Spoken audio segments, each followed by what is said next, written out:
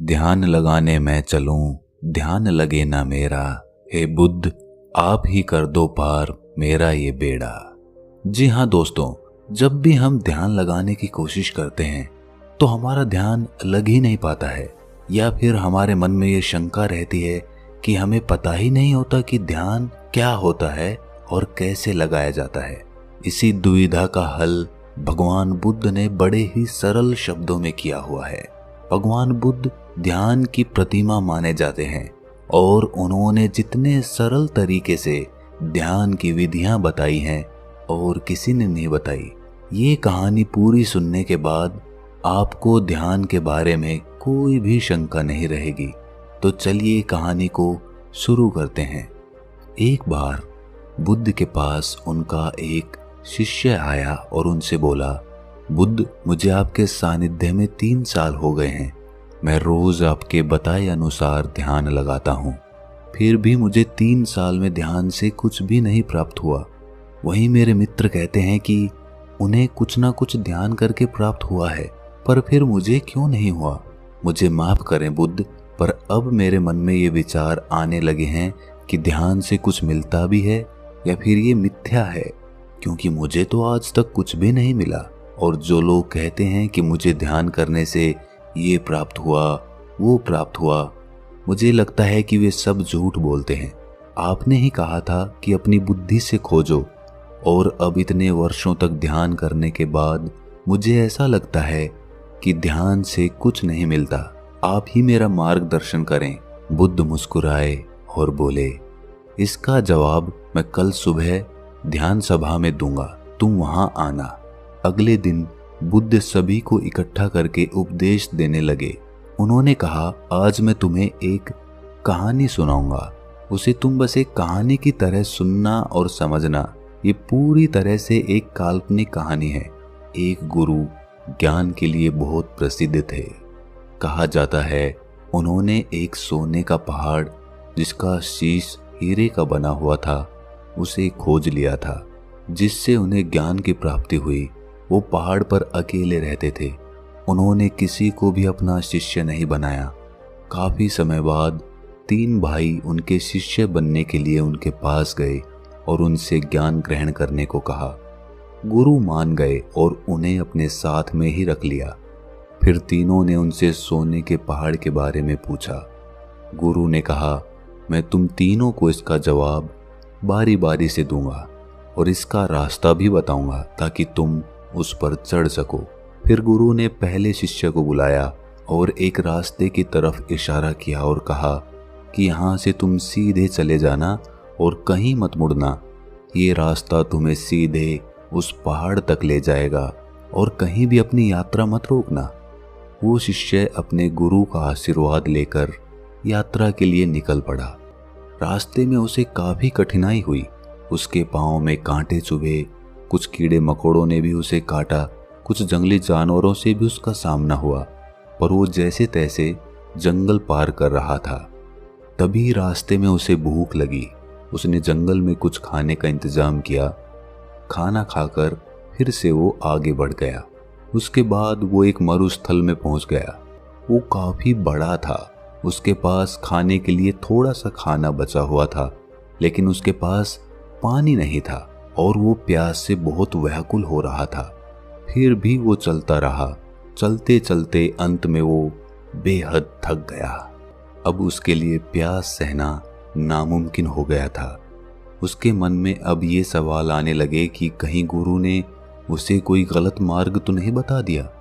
अब धीरे धीरे उसका चेहरा मुरझाने लगा और गला सूखने के कारण वो वहीं मरुस्थल में गिर गया। तभी अचानक से वहां बारिश की बूंदें गिरने लगी। वो उठा और तुरंत अपना बर्तन भरने लगा और अपनी प्यास बुझाई और फिर से आगे बढ़ गया। अब वो एक नदी के किनारे पहुंच गया था।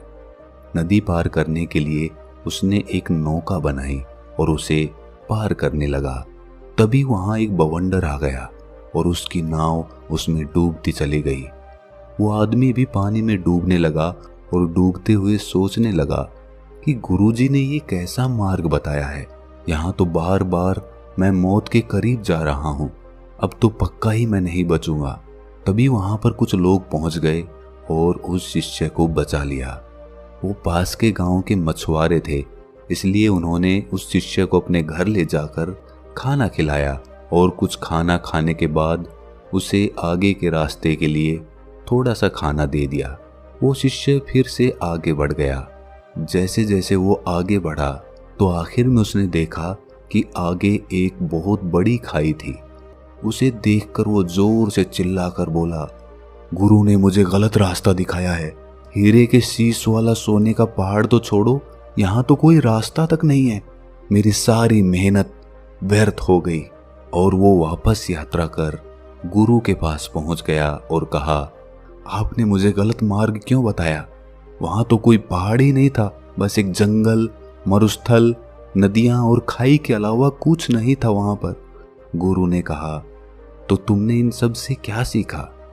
शिष्य ने कहा, मैं कुछ सीखने थोड़ी गया था, मैं तो उस सोने के पहाड़ को खोजने गया था जो मुझे मिला ही नहीं। उस रास्ते से मैं क्या सीखता? रास्ता लंबा था, बेहद कठिन था। उसे पाने की चाह में मैंने सब पार कर लिया, लेकिन इतनी मुश्किलों के बाद भी मुझे कुछ नहीं मिला। तब गुरु ने कहा, तुम रुको, मैं तुम्हारे दूसरे भाइयों को भेजता हूं। शिष्य ने कहा, उन्हें भी वहां कुछ नहीं मिलेगा। अरे वहां पर कुछ है ही नहीं, उन्हें क्या मिलेगा वहां? तब गुरु ने अपने दूसरे शिष्य को आशीर्वाद दिया और वो भी उस मार्ग पर निकल गया। कुछ दिन के बाद वो भी वापस आ गया। तब गुरु ने पूछा, तुम्हें वो पहाड़ दिखा? शिष्य ने कहा, नहीं, मुझे कोई पहाड़ नहीं दिखा, वहां तो बस एक खाई थी। मुझे लगा शायद मैं आपके बताए रास्ते से भटक गया हूं, इसीलिए मैं आपसे रास्ता पूछने आ गया। तब गुरु ने पूछा, तुमने इन सब से क्या सीखा? शिष्य ने कहा, गुरुदेव, मैंने अपनी पूरी यात्रा एक जंगल से शुरू की और उसे पार करते हुए आगे निकल गया। मैंने यही देखा कि कैसे सारे जीव एक दूसरे पर निर्भर रहते हैं और एक दूसरे का खाना भी बनते हैं। उसके बाद मैं एक मरुस्थल में पहुंच गया। वहां पूरे रास्ते में मैं पानी के लिए व्याकुल रहा।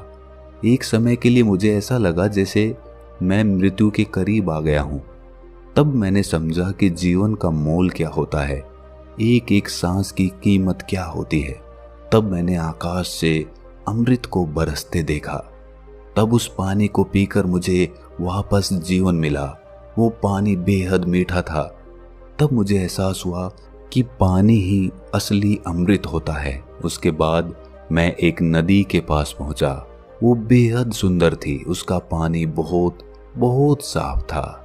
वहां पर बने बांस के पेड़ों को काटकर मैंने एक नौका बनाई, जिसके द्वारा मैं उस नदी को पार कर रहा था। तभी वहां पर एक बवंडर आ गया। मैं डूबने लगा।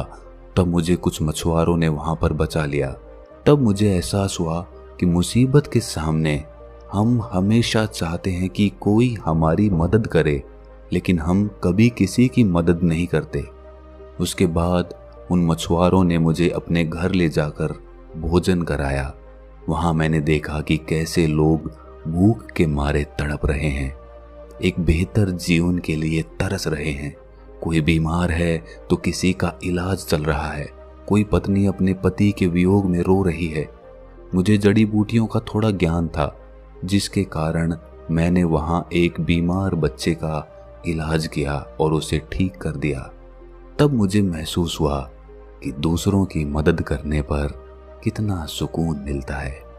उन मछुआरों के पास खुद के लिए खाना नहीं था, फिर भी उन्होंने मुझे भोजन कराया और रास्ते के लिए भोजन भी दिया, जिसे लेकर मैं आगे की यात्रा पर निकल गया।